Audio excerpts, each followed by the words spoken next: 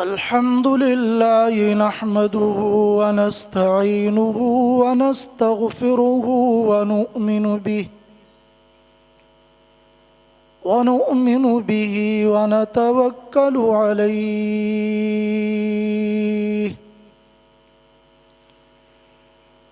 ونعوذ بالله من شرور أنفسنا ومن سيئات أعمالنا من يهده الله فلا مضل له ومن يضلله فلا هادي له ونشهد أن لا إله إلا الله وحده لا شريك له ونشهد أن سيدنا وسندنا ونبينا وحبيبنا ومولانا محمدا عبده ورسوله أرسله بالحق بشيرا ونذيرا وداعيا إلى الله بإذنه وسراجا منيرا أما بعد فأعوذ بالله من الشيطان الرجيم بسم الله الرحمن الرحيم يا أيها الذين آمنوا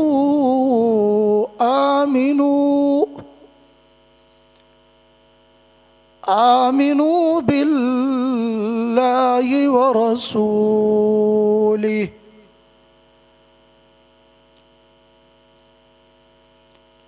وقال الله تبارك وتعالى في كلام آخر والذين جاهدوا فينا لنهدينهم سبلنا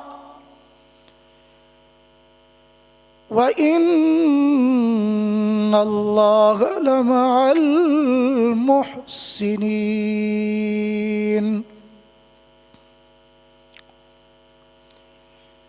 صدق الله وصدق رسوله النبي الكريم ونحن على ذلك من الشاهدين والشاكرين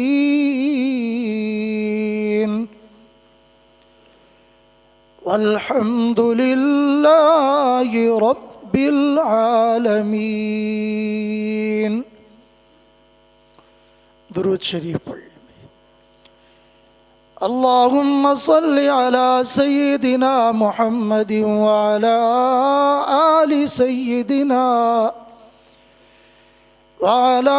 آل سيدنا ومولانا محمد وبارك وسلم.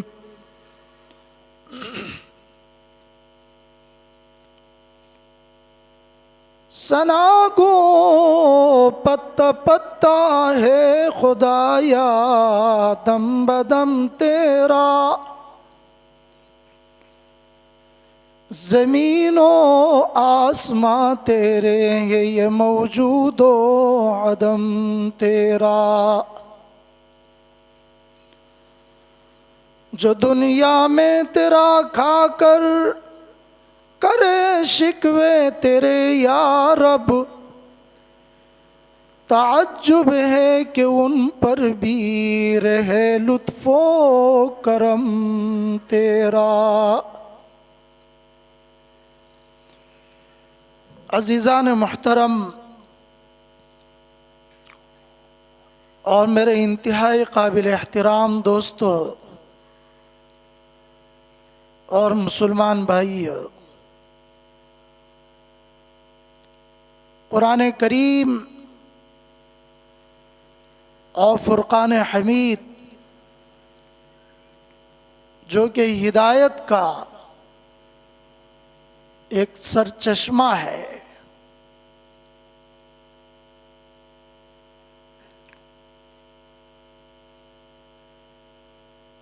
اس کی 2 آیتیں آپ کے سامنے تلاوت کی ہیں۔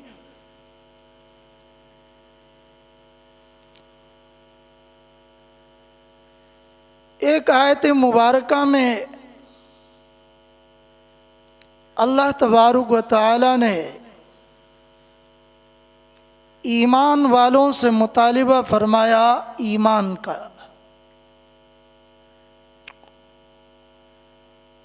اور دوسری آیت مبارکہ میں اللہ تبارک و تعالی نے ان لوگوں کو تسلی دی ہے جو ایمان کے سلسلے میں جد و جہد کرتے ہیں،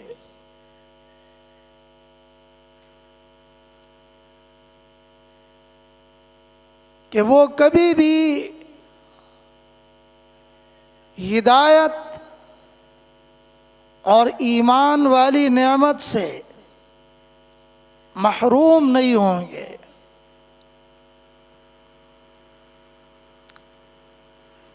جہاں تک پہلی آیت کا تعلق ہے، بظاہر دیکھا جائے تو ایک عجیب آیت ہے جس میں اللہ پاک نے اہل ایمان ہی سے مطالبہ فرمایا، یا ایھا الذین آمنوا آمنوا باللہ ورسولہ، اے ایمان والے لوگوں اللہ اس کے رسول پر ایمان لاؤ۔ اب پہلا ایمان وہ تو سمجھ میں آتا ہے، دوسرے ایمان کا جو مطالبہ فرمایا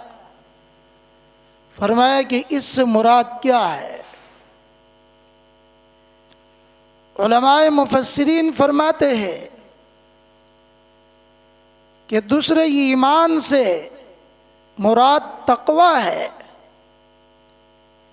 کہ صرف کلمہ پڑھ لینا کافی نہیں ہے۔ اب تم کلمہ پڑھ چکے ہو، اسلام کی سرحد میں داخل ہو چکے ہو، اب تمہیں تقوی بھی اختیار کر لینی چاہیے، اور تقوی بھی ایمان ہے۔ اسی طرح علماء فرماتے ہیں کہ پہلا ایمان سے مراد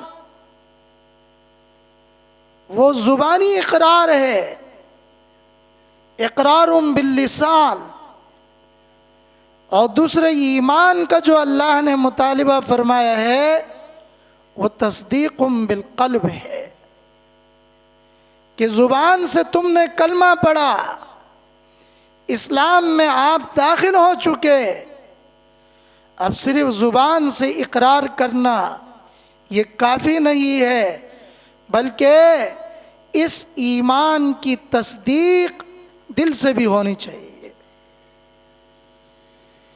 ایسے ہی ایمان مجمل ہمارے ہاں مسلمان بچوں کو پڑھایا جاتا ہے،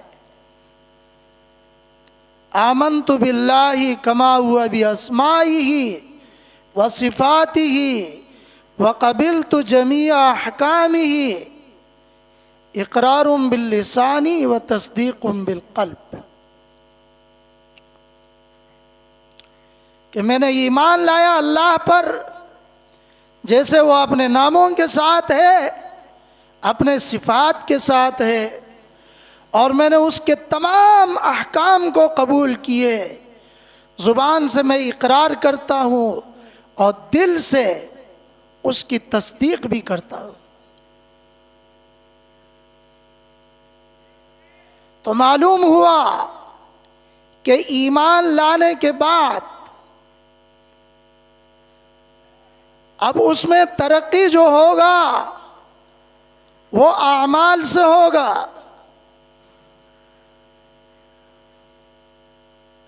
صرف زبان سے کلمہ پڑھ لینا یہ کافی نہیں ہے، بلکہ اس کلمے کے تقاضوں کے مطابق اپنی زندگی بنانا اور زندگی گزارنا، اس بات کا مطالبہ کیا جا رہا ہے.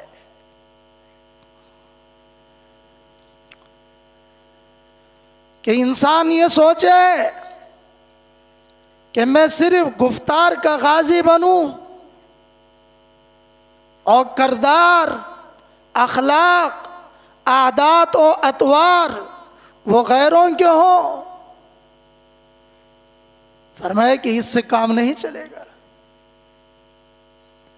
علامہ اقبال رحمۃ اللہ علیہ نے مسلمانوں کی اسی حالت زار پہ فرمایا تھا کہ مسجد تو بنا دی شب بھر میں، ایمان کی حرارت والوں نے، من اپنا پرانا پاپی ہے، برسوں میں نمازی بن نہ سکا.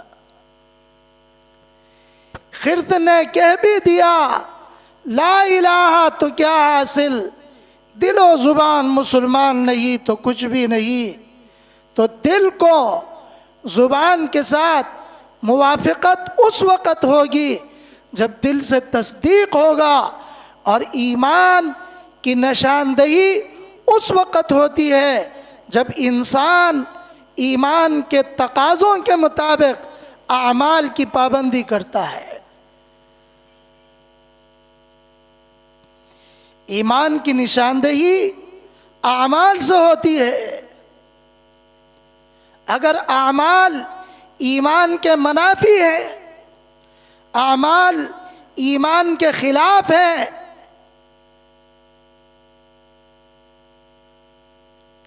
تو پھر اس ایمان کو کسی وقت بھی خطرہ لاحق ہو سکتا ہے. رسول کریم صلی اللہ علیہ وسلم نے یہ جو ارشاد فرمایا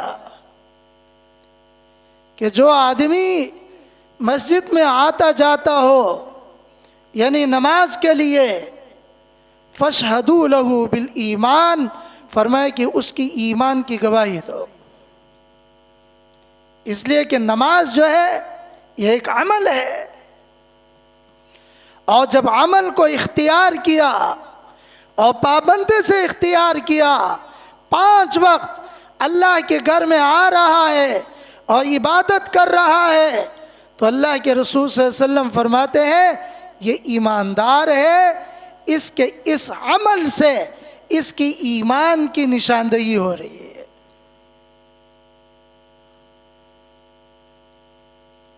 تو اعمال صالحہ کو اختیار کرنا، اللہ کے احکامات کے مقابلے میں کسی کی بھی پرواہ نہیں کرنا، یہ ایمان کا تقاضا ہے. میرا عظیم دوستو، آج لوگ خطبوں سے، تقریروں سے، وعظوں سے، نصیحتوں سے اتنے مسلمان نہیں ہوتے جتنے صحابہ اکرام رضوان اللہ تعالی علیہم اجمعین کے کردار سے مسلمان ہوئے. اس کردار کو اپنانے کی ضرورت ہے.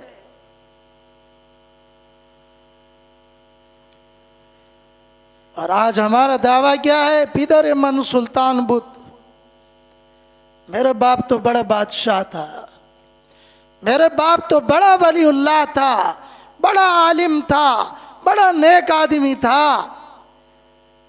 لیکن میں اور آپ کیا ہے؟ کبھی ہم نے اپنی گریبان میں جھانکا؟ کبھی ہم نے اپنے ایمان کا، اعمال کا محاسبہ کیا؟ آج سب سے زیادہ ضرورت اس بات کی ہے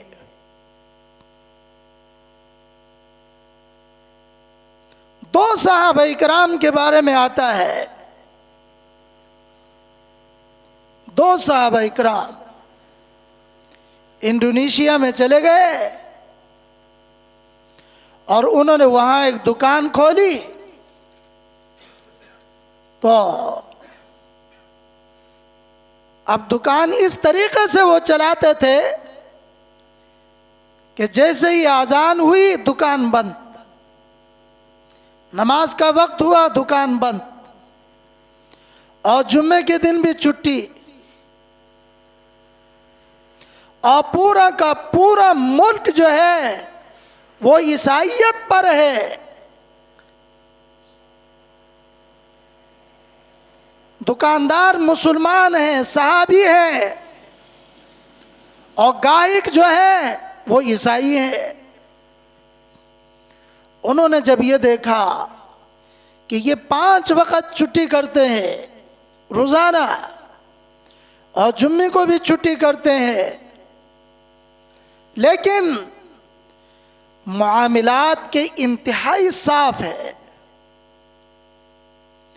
ان کے ہاتھوں میں صفائی ہے، معاملات میں صفائی ہے، ان کا کردار بالکل پاکیزہ ہے، اس لیے وہ کہیں اور سے سودا نہیں لیتے تھے، ان صحابہ کرام کا انتظار کرتے تھے.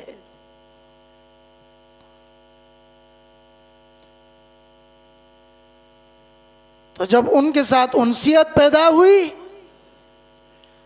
تو ان لوگوں نے ان صحابہ سے پوچھا کہ دکانداری، تجارت اور کاروبار کے یہ اصول یہ آپ کو کس نے سکھائے ہیں؟ انہوں نے کہا کہ ہم مسلمان ہیں، ہمیں ہمارے پیارے آقا جناب محمد الرسول اللہ صلی اللہ علیہ وسلم نے یہ اصول سکھائے ہیں. جب انہوں نے یہ سنا تو پورا انڈونیشیا ان 2 صحابہ اکرام کے ہاتھوں میں انہوں نے اسلام قبول کیا. کردار ہے، کریکٹر ہے، معاملات میں صفائی ہے، اخلاق اچھے ہیں. اسلام تو اسی چیز کا نام ہے، اور ایمان انہی تقاضوں کو چاہتا ہے. میرے عظیم دوستو، آج مسلمانوں کے لیے سب سے بڑا لمحہ فکریہ یہی ہے. ہمیں اپنا محاسبہ کرنا ہوگا. میں دیکھوں کہ میری آنکھ، میرے کان، میری زبان، میرے ہاتھ، میرے پیر اور میرے دل و دماغ کے اندر جو سوچ پیدا ہو رہی ہے، ان کے اندر اسلام ہے یا نہیں ہے. میرے آنکھیں مسلمان ہوئی نہیں ہوئی، صرف کلمہ پڑھ لیا بس. میرے کان مسلمان ہوئے نہیں ہوئے، میری زبان مسلمان ہوئی نہیں ہوئی. اگر میرے آنکھوں کا استعمال غلط ہے تو میری آنکھیں ابھی تک مسلمان نہیں ہوئی ہے. میری کان اگر غلط چیزیں سن رہی ہیں تو وہ ابھی تک مسلمان نہیں ہوئی. میری زبان اگر غلط استعمال ہو رہا ہے تو یہ ابھی تک مسلمان نہیں ہوا. میرے ہاتھ، میرے پیر اگر غلط طریقے سے استعمال ہو رہے ہیں تو یہ ابھی تک مسلمان نہیں ہوئے. ان کے اندر ابھی تک ایمان نہیں آیا.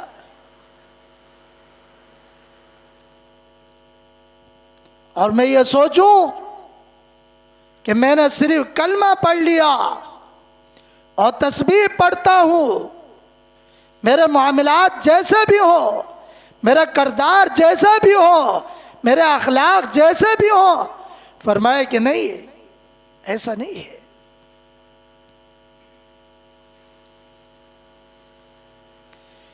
اسی لیے فرمایا کہ تسبیح پھری من کا پھرا، دل نہ پھرا تو کیا ہوا، دل کا کفر ٹوٹا نہیں، کلمہ پڑا تو کیا ہوا۔ دل کے اندر کفر موجود ہے، دل کے اندر غیر اللہ کی محبت ہے، دکان کی محبت، اولاد کی محبت، کاروبار کی محبت، یار دوست کی محبت، بری مجالس کی محبت دل میں بیٹھی ہوئی ہے، اور جب مسجد سے اللہ اکبر کی صدا بلند ہوتی ہے تو یہ تمام کے تمام چیزیں آڑے آ جاتی ہیں اور مجھے مسجد تک آنے نہیں دیتی۔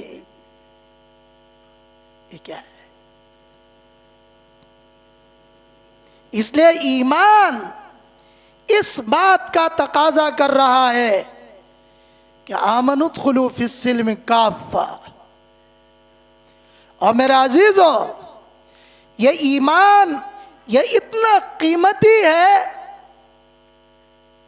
اور اس کا محل وہ زبان نہیں ہے، دل ہے۔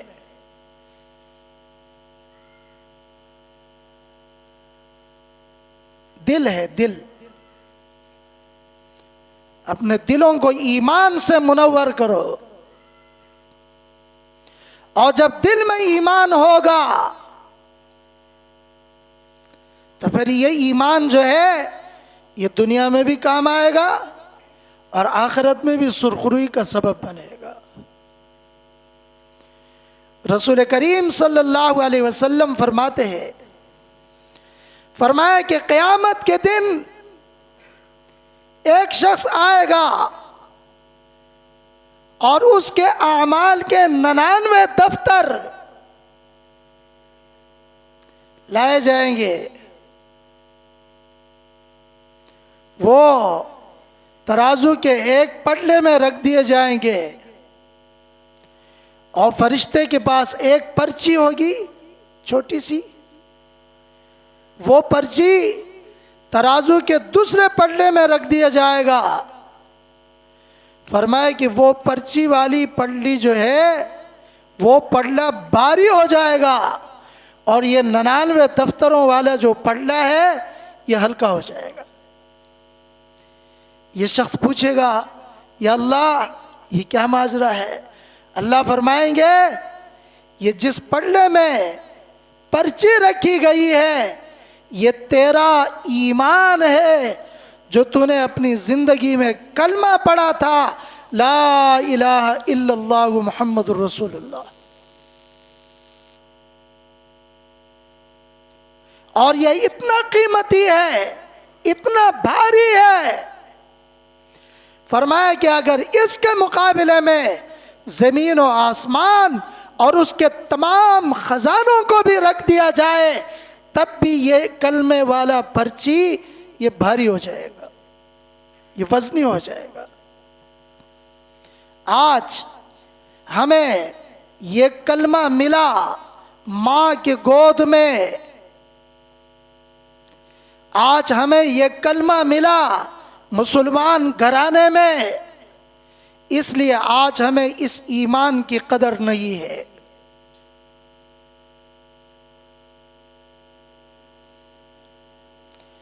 اس ایمان کی ہمیں قدر نہیں، کہاں سے اس کے اوپر حملے ہو رہے ہیں، اور اس ایمان کے پیچھے کتنے ڈاکو پڑے ہوئے ہیں، ہمیں وہ یا تو نظر ہی نہیں آتے، اگر نظر آ جاتے ہیں تو ایمان کی عظمت اور اہمیت دل میں نہ ہونے کی وجہ سے ہم انہیں نظر انداز کر دیتے ہیں۔ میرے عزیزو،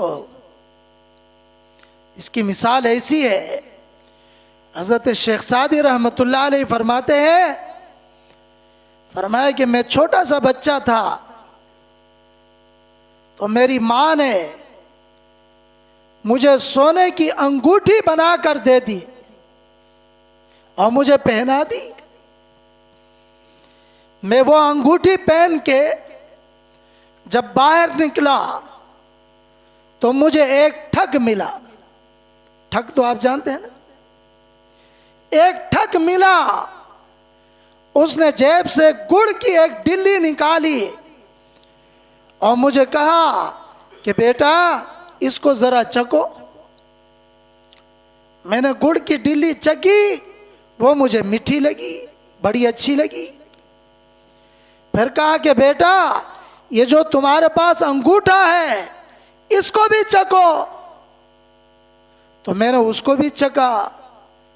اس میں تو کوئی مٹھاس تھی ہی نہیں.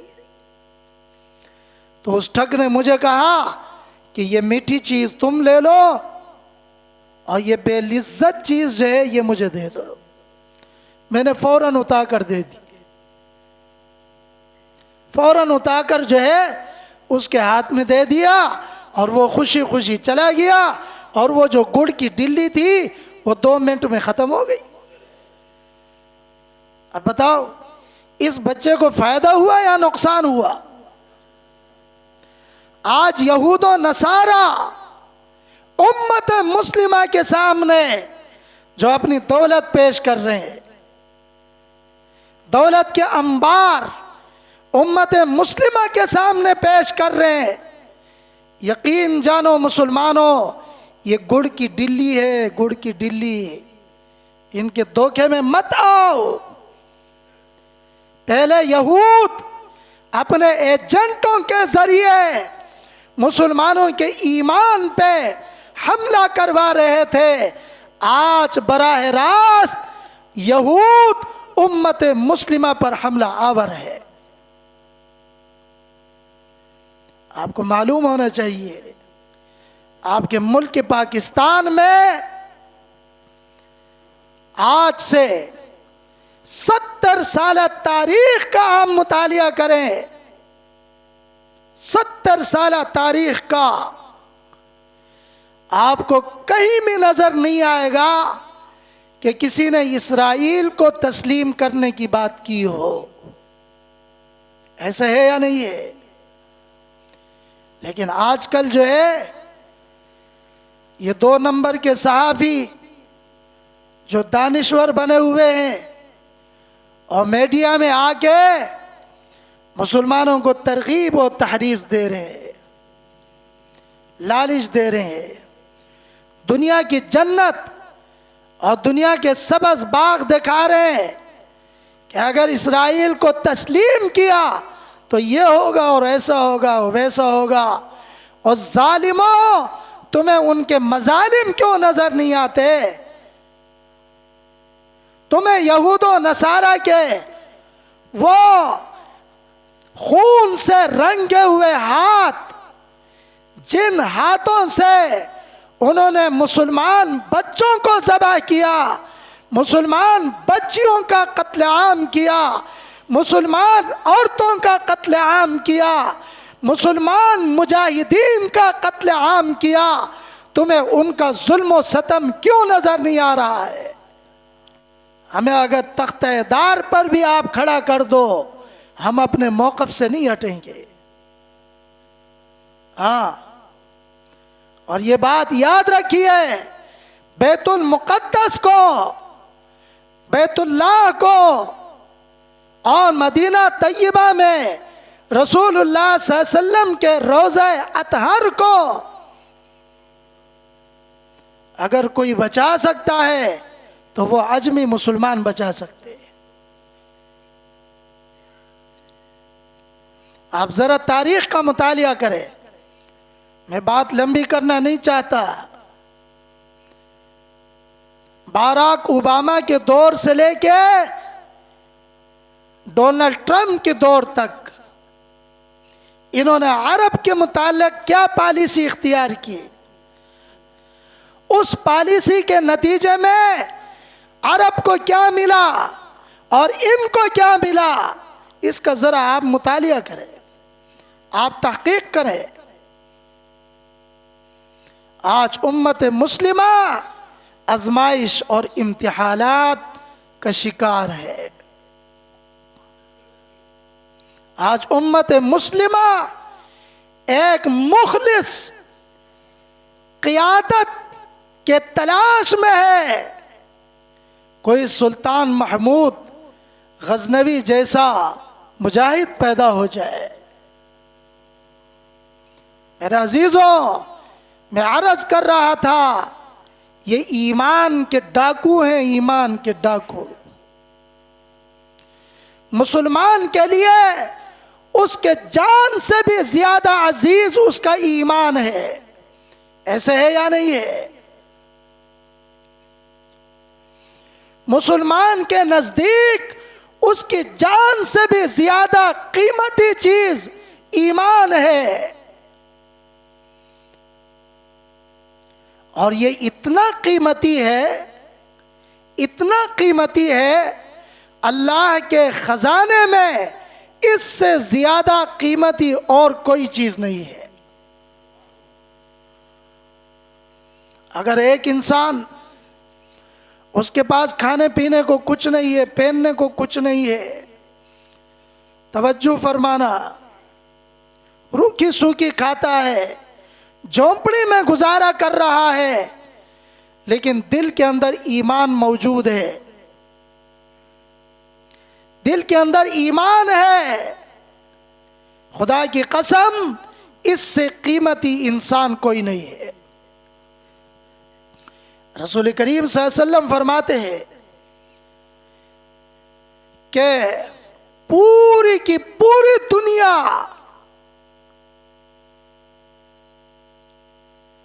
اگر ساری دنیا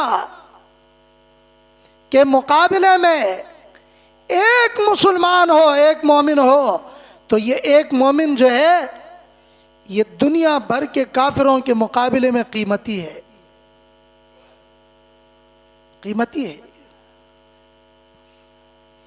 ایک انسان ہے، اس کے پاس دنیا کے آسائش، آرائش، زیبائش سب کچھ ہے، دنیا کا مال و متاع سب کچھ اس کے پاس ہے، لیکن اگر اس کے پاس ایمان نہیں ہے تو اس کے پاس کچھ بھی نہیں ہے۔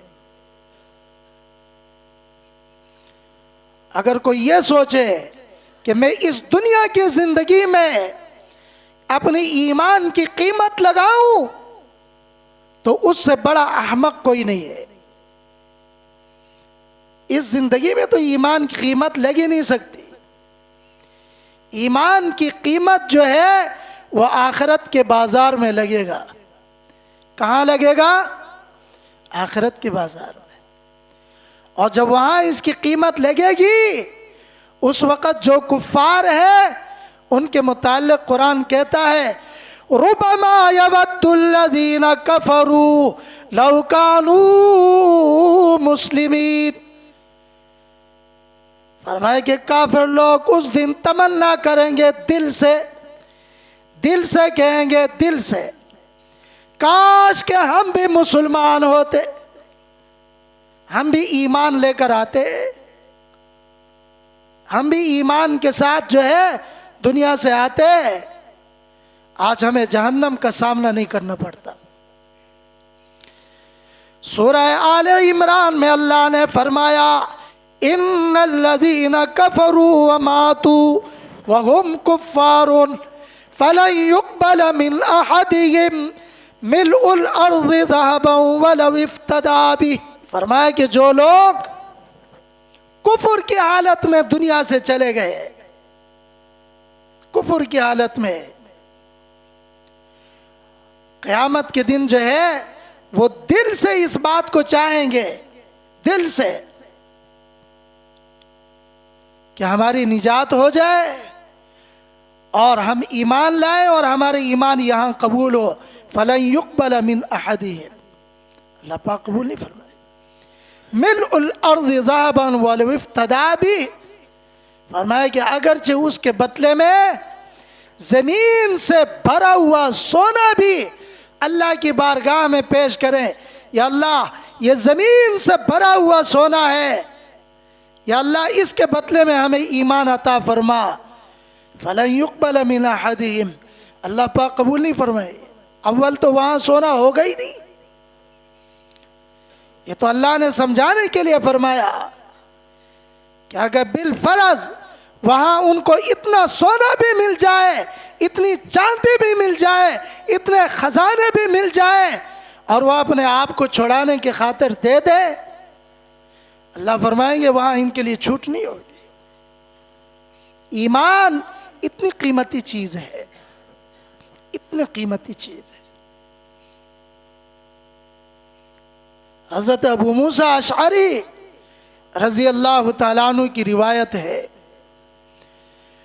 رسول کریم صلی اللہ علیہ وسلم نے ارشاد فرمایا کہ حضرت موسیٰ علیہ السلام نے اللہ سے پوچھا کہ یا اللہ، جنت میں سب سے ادنا جنت کس کی ہوگی؟ بات سمجھ میں آ رہی ہے؟ توجہ ہے نا؟ موسیٰ علیہ السلام نے پوچھا سب سے ادنا جنتی کون ہوگا، کیسا ہوگا؟ اللہ پاک نے فرمایا کہ سب سے ادنا جنتی، فرمایا کہ ایسا ہوگا کہ جب سارے اہل جنت میں چلے جائیں گے، آخر میں یہ شخص آئے گا، سب سے آخر میں یہ شخص آئے گا۔ اللہ پاک فرمائیں گے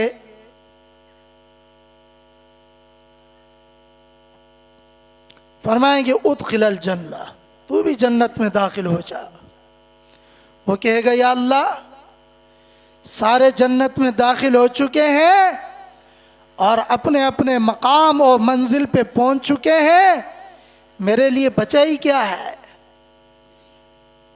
میرے لیے بچا ہی کیا ہے؟ اللہ فرمائیں گے میرے بندے، میں تجھے جنت میں دنیا کے بادشاہوں کے ایک بادشاہت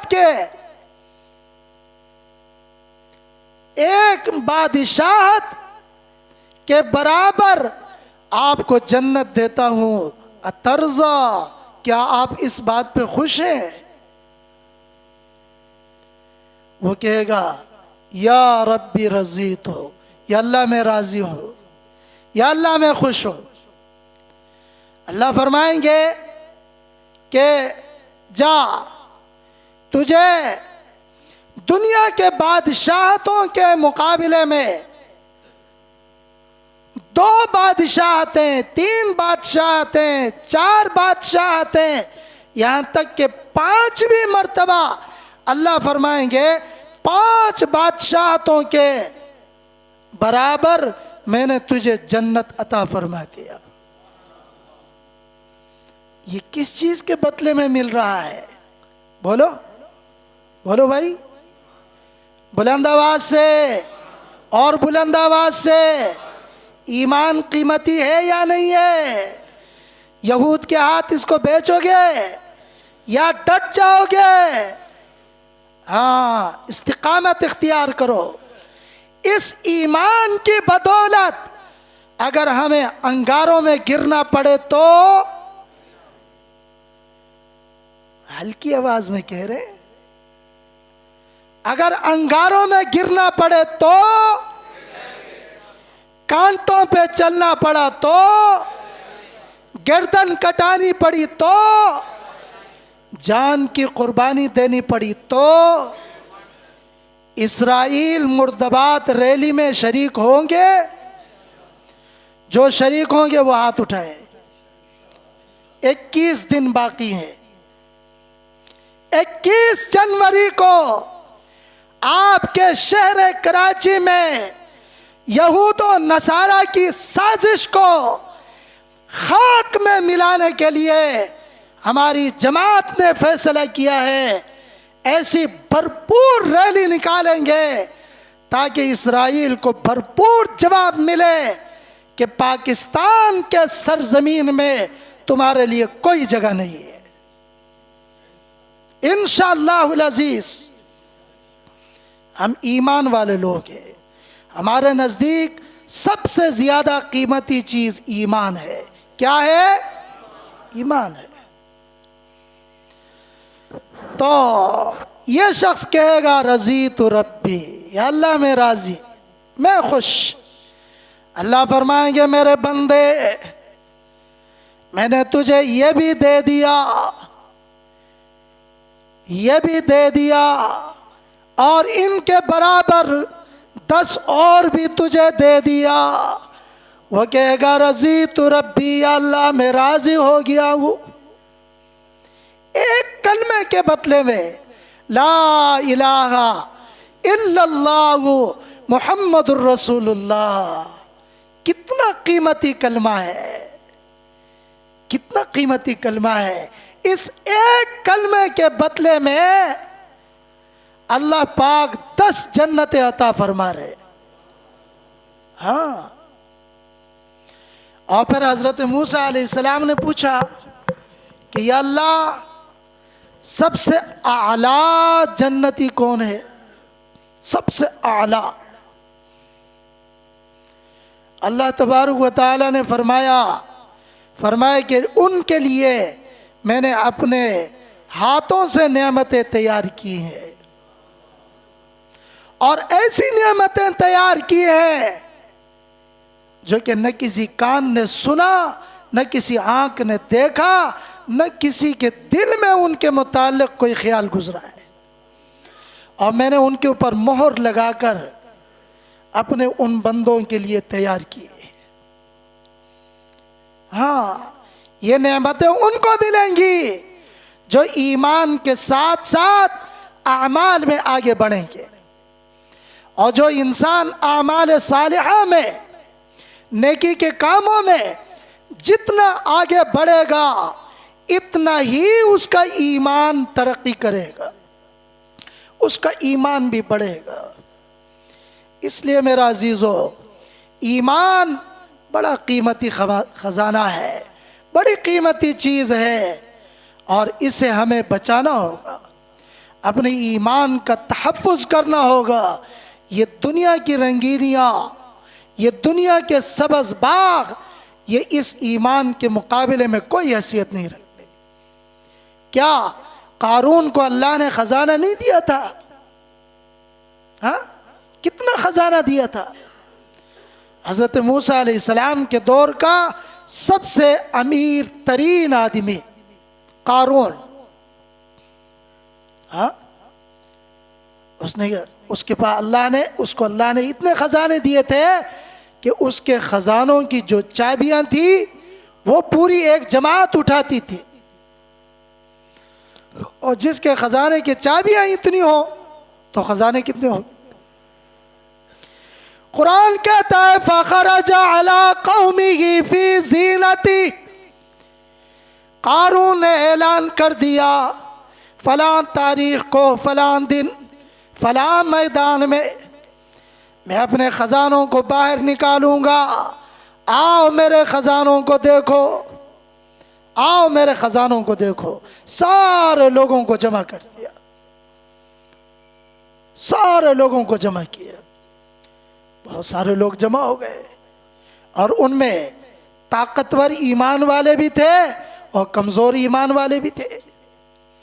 اور جب کمزور ایمان والوں نے ان خزانوں کو دیکھا تو ان کے منہ میں پانی آ گیا، واہ یار، کیسے خزانے، کیسی دولت ہے، کیسا مال ہے، او بڑی دولت ہے اس کے پاس، کاش کہ ہمارے پاس بھی اتنی دولت ہوتی۔ قال الذين اوتوا العلم ويلكم ثواب الله خير لمن آمن وعمل صالحا۔ اس وقت کے علماء نے، اس وقت کے کس نے؟ اس وقت کے علماء نے ان کمزور ایمان والوں کو سمجھایا، اوے تباہی ہو تمہارے لیے، وہ ہلاکت ہو تمہارے لیے، وَإِلَكُمْ ثواب اللہ خیر لمن آمن وعمل صالحا، وہ تباہی ہو تمہارے لیے۔ قارون کے خزانوں کو دیکھ کر تمہارے منہ میں پانی آ رہا ہے، اور اللہ نے تمہیں جو ایمان عطا فرمایا، اللہ نے جو تمہیں اعمال صالحہ عطا فرمایا ہے۔ خیر خیر خیر، یہ تو قارون کے خزانے سے کئی گنا بہتر ہے۔ تمہاری نگاہیں، تمہاری نظر اپنی ایمان کی طرف کیوں نہیں گئی؟ ان خزانوں کی طرف کیوں گئی؟ اللہ کا شکر ادا کرو، اللہ نے تمہیں ایمان عطا فرمایا۔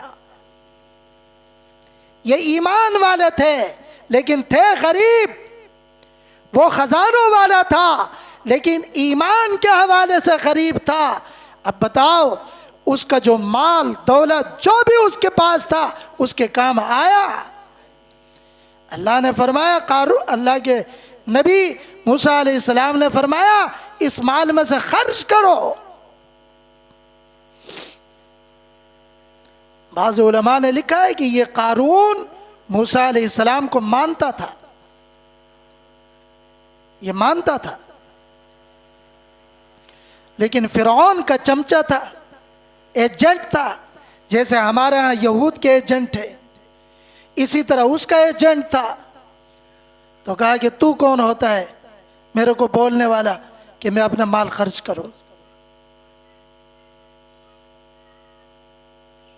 میں نے تو اپنی مہارت سے، اپنی کمال سے میں نے اس کو کمایا ہے، یہ کوئی مفت میں ملا ہے؟ اللہ نے فرمایا اچھا تو میرے پیغمبر کو ایسے جواب دیتا ہے؟ اللہ نے فرمایا فَخَسَفْنَا بِهِ وَبِدَارِهِ الْأَرْضُ، بس ہم نے دنسا دیا اس کو زمین کے اندر۔ قارون بھی زمین کے اندر دنس گیا، اس کا مال و دولت بھی زمین کے اندر دنس گیا۔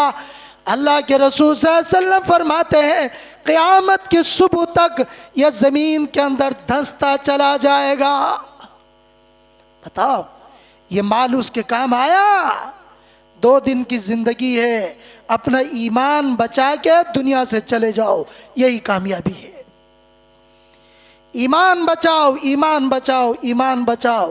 اس وقت بھی علماء نے طاغوت کے مقابلے میں کھڑے تھے، قارون کے مقابلے میں کھڑے تھے اور عوام کو سمجھایا ان کے دھوکے میں مت آنا۔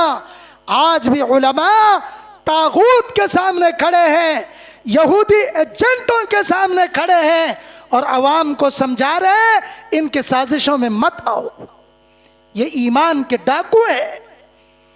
اپنے ایمان کو بچاؤ، اپنے ایمان کی فکر کرو، اپنے ایمان کی حفاظت کرو۔